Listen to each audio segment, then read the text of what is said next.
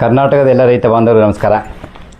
ನಿಮಗೆ ನಿನ್ನೆ ಒಂದು ಗೋಕೃಪಾಮೃತ ಅನ್ನೋ ವಿಡಿಯೋ ಹಾಕಿದ್ದೆ, ಸುಮಾರು ಜನ ನೋಡಿದ್ದೀರಿ. ಮತ್ತು ಅದನ್ನು ತಯಾರು ಮಾಡೋದು ಹೇಗೆ ಅಂತೇಳಿ ಇವತ್ತು ಹೇಳ್ತೀನಿ ಅಂತ ಹೇಳಿದ್ದೆ. ಅದಕ್ಕೋಸ್ಕರ ನಾನು ಇವತ್ತು ಈ ವಿಡಿಯೋ ಮಾಡ್ತಾಯಿದ್ದೀನಿ. ಅದು ನಾವು ಗೋಕೃಪಾಮೃತ ಬಗ್ಗೆ ನೀವು ತಿಳ್ಕೊಂಡ್ರೆ ಸಾಲದು, ಬರೀ ತಯಾರು ಮಾಡೋದು ಹೇಗೆ ಮತ್ತು ಅದು ಪರ್ಫೆಕ್ಟಾಗಿ ಹೇಗೆ ನಾವು ಅದನ್ನು ಬಳಸಬೇಕು ಮತ್ತು ತಯಾರು ಮಾಡಬೇಕು ಅನ್ನೋದು ಗೊತ್ತಾಗಬೇಕು. ಹಂಗಾಗಿ ಹೇಳ್ತಾ ಇದ್ದೀನಿ. ಗೋಕೃಪಾಮೃತ ನೀವು ಬಳಸೋದ್ರಿಂದ ಏನಾಗುತ್ತೆ ಅಂತ ಅದರಲ್ಲಿ ಹೇಳಿದ್ದೀನಿ ಫುಲ್ಲಾಗಿ. ಆದರೂ ಕೂಡ ನಾನು ಹೀಗೆ ಹೇಳ್ಬಿಡ್ತೀನಿ. ಗೋಕೃಪಾಮೃತವನ್ನು ನಾವು ಭೂಮಿಗೆ ಬಳಸೋದ್ರಿಂದ ನಾವು ಬೆಳೆಯುವಂತಹ ಯಾವುದೇ ದೀರ್ಘಾವಧಿ ಬೆಳೆ ಅಥವಾ ಅಲ್ಪಾವಧಿ ಬೆಳೆಗಳಿಗೆ ಮತ್ತು ಮಣ್ಣಿಗೆ, ಆ ಗಿಡಕ್ಕೂ ಮಣ್ಣಲ್ಲಿರುವಂತಹ ಸಾಕಷ್ಟು ಪೋಷಕಾಂಶಗಳು ಸರಿಯಾಗಿ ಕಳೆಯದೆ ಮತ್ತು ಅದು ಡೈಜೆಷನ್ ಆಗದೆ ಇರುವಂಥದ್ದನ್ನು ಸರಿಯಾಗಿ ಡೈಜೆಸ್ಟ್ ಮಾಡಿ ಜೀರ್ಣಿಸಿಕೊಳ್ಳುವ ಹಾಗೆ ಈ ಗಿಡಗಳಿಗೆ ಸಪೋರ್ಟ್ ಮಾಡುವಂಥ ಬ್ಯಾಕ್ಟೀರಿಯಾಗಳು, ಪವರ್ಫುಲ್ ಬ್ಯಾಕ್ಟೀರಿಯಾಗಳು ಇದರಲ್ಲಿದೆ. ತುಂಬ ಅತ್ಯವಶ್ಯಕ ಬ್ಯಾಕ್ಟೀರಿಯಾಗಳಿದೆ. ಇದು ಏನು ಮಾಡುತ್ತೆ, ಸೂಕ್ಷ್ಮಾಣುಜೀವಿಗಳು ಮಣ್ಣಲ್ಲಿ ನಾವೆಲ್ಲ ಕೊಟ್ಟಿರುವಂಥ ಗೊಬ್ಬರಗಳನ್ನು ರೆಡಿ ಮಾಡಿ ಕೊಡೋದ್ರ ಜೊತೆಯಲ್ಲಿ ವಾತಾವರಣದಲ್ಲಿ ಸಿಗುವಂಥ ಗೊಬ್ಬರಗಳನ್ನು ಕೂಡ, ಗಾಳಿಯಲ್ಲಿ ಇರುವಂಥ ಗೊಬ್ಬರಗಳನ್ನು ಕೂಡ ಇದು ತಗೊಂಡು ಕೊಡುತ್ತೆ ಗಿಡಕ್ಕೆ ಬೇಕಾದ್ದು. ಅದಕ್ಕಿಂತ ಮುಖ್ಯವಾಗಿ ಇದು ಕೂಡ, ಅದು ಮುಖ್ಯನೇ, ಇದು ಮುಖ್ಯನೇ, ಜೀವಾಣುಗಳು ಸೃಷ್ಟಿ ಮತ್ತು ಜಾಸ್ತಿ ಆಗೋದ್ರ ಜೊತೆಯಲ್ಲಿ ನಮ್ಮ ಎರೆಹುಳುಗಳು ಉತ್ಪತ್ತಿ ಆಗೋದು ನಮಗೆ ಕರೆಕ್ಟಾಗಿ ನಾವು ನೋಡ್ಬೋದು. ಒಂದು 20 ದಿನದಲ್ಲಿ ಎರೆಹುಳು ಡೆವಲಪ್, ಸಣ್ಣ ಸಣ್ಣ ಮರಿಗಳು ಸ್ಟಾರ್ಟ್ ಆಗುತ್ತೆ.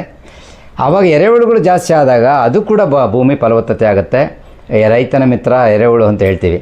ಈಗ ನಮ್ಮ ಭೂಮಿ ಫಲವತ್ತತೆ ಆಗಿದ್ದರೆ ಆಟೋಮೆಟಿಕ್ಕಾಗಿ ನಮ್ಮ ಇಳುವರಿ ತುಂಬ ಚೆನ್ನಾಗಿ ತಗೋಬೋದು, ಭೂಮಿ ಚೆನ್ನಾಗಿರುತ್ತೆ, ಭೂಮಿಯನ್ನು ಉಳಿಸ್ಕೋಬೋದು. ಈಗೇನು ಎಲ್ಲಿ ನೋಡಿದ್ರು ಮಣ್ಣು ಉಳಿಸಿ ಅಂತ ಅಭಿಯಾನಗಳನ್ನು ಮಾಡ್ತಾಯಿದ್ದಾರೆ.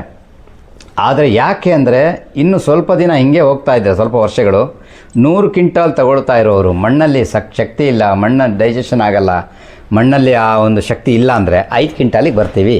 ಹಂಗೆ ಆಗಬಾರ್ದು ಅಂತೇಳ್ಬಿಟ್ಟು ನಮ್ಮ ಮಣ್ಣನ್ನು ಉಳಿಸ್ಕೋಬೇಕು ಅಂಥೇಳಿ ತುಂಬ ದೊಡ್ಡ ಪರಮ ಪೂಜ್ಯರು ಇದ್ರ ಬಗ್ಗೆ ಹೋರಾಟಗಳನ್ನು ಮಾಡ್ತಾ ಇದ್ದಾರೆ, ನಮಗೆ ಅರ್ಥ ಮಾಡಿಸ್ತಾ ಇದ್ದಾರೆ. ಈಗ ಗೋಕೃಪಾಮೃತನ ಹೇಗೆ ತಯಾರು ಮಾಡೋದು ಅಂತ ಹೇಳ್ಕೊಡ್ತೀನಿ. ಇದನ್ನು ನಾವು ಪರಮ ಪೂಜ್ಯ ಕನ್ನೇರಿ ಮಠದ ಸ್ವಾಮಿಗಳು, ಆದರ್ಶ ಕಾಡ ಸಿದ್ದೇಶ್ವರ ಸ್ವಾಮಿಗಳು, ಸಿಕ್ಕಾಪಟ್ಟೆ ಅವರ ವಿಡಿಯೋಗಳಿದೆ. ಯಾರು ಯೂಟ್ಯೂಬರ್ಸ್ ಇದೆ ಅವ್ರಿಗೂ ಕೂಡ ನಾನು ಧನ್ಯವಾದ ಹೇಳ್ಕೊತೀನಿ. ನಮ್ಮ ಪರಮ ಪೂಜ್ಯ ಕನ್ನೇರಿ ಮಠದ ಸ್ವಾಮಿಗಳು, ಅವ್ರಿಗೂ ನಾನು ಶಿರಸಾಷ್ಟಾಂಗ ನಮಸ್ಕಾರ ಮಾಡ್ಕೋತೀನಿ, 1000 ಶಿರಸಾಷ್ಟಾಂಗ ನಮಸ್ಕಾರ. ಯಾಕೆಂದರೆ ಅವರು ಎಷ್ಟು ಹೋರಾಟ ಮಾಡ್ತಾಯಿದ್ದಾರೆ, ರೈತರಿಗೆ ಅರ್ಥ ಮಾಡಿಸ್ತಾ ಇದ್ದಾರೆ. ನಮ್ಮ ದೇಶ, ನಮ್ಮ ರಾಜ್ಯ, ನಮ್ಮ ದೇಶಗಳು ರೈತರು ಚೆನ್ನಾಗಿ ಆಗಬೇಕು, ನಮ್ಮ ಬೆಳೆ ಇಳುವರಿ ಚೆನ್ನಾಗಾಗಬೇಕು, ದೇಶ ಡೆವಲಪ್ ಆಗಬೇಕಾದ್ರೆ ರೈತ ಚೆನ್ನಾಗಿರಬೇಕು. ಅದಕ್ಕೋಸ್ಕರ ಅವರು ಸತತ ಅವ್ರ ಪ್ರಯತ್ನ ನೋಡಿಬಿಟ್ರೆ ನಮಗೆ ಮೈ ಜುಮ್ ಅನ್ನುತ್ತೆ.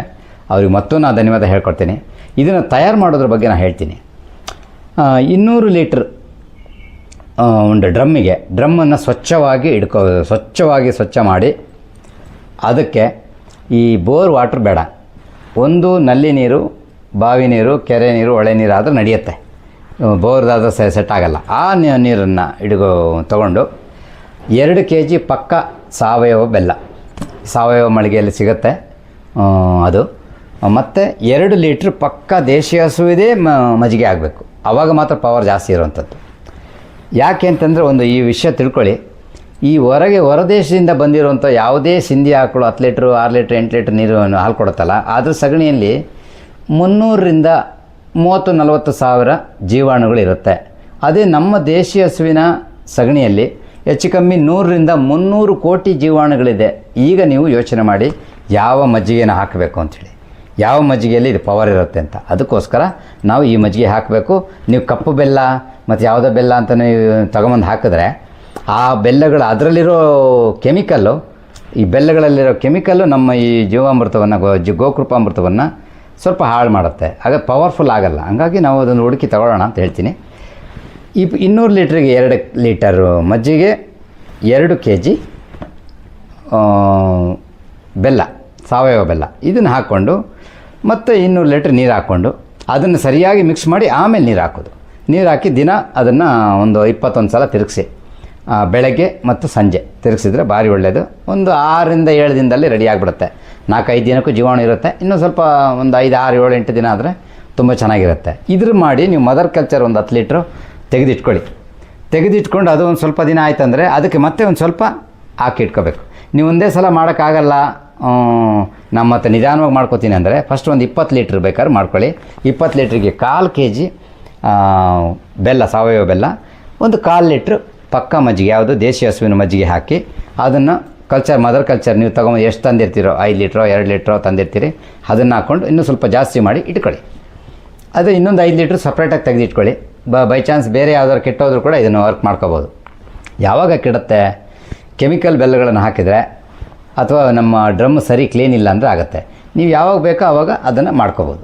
ಮಾಡಿಕೊಂಡು ಇದನ್ನು ತಯಾರು ಮಾಡಿ ಬಳಸಿ ನಮ್ಮ ದೇಶದ ಮಣ್ಣನ್ನು ಉಳಿಸೋಣ ಮತ್ತು ರೈತರಿಗೆ ಕಡಿಮೆ ಖರ್ಚಲ್ಲಿ ಭೂಮಿ ಫಲವತ್ತತೆ ಮಾಡೋಕ್ಕೆ ಒಂದು ಅದ್ಭುತವಾದ ಅವಕಾಶ.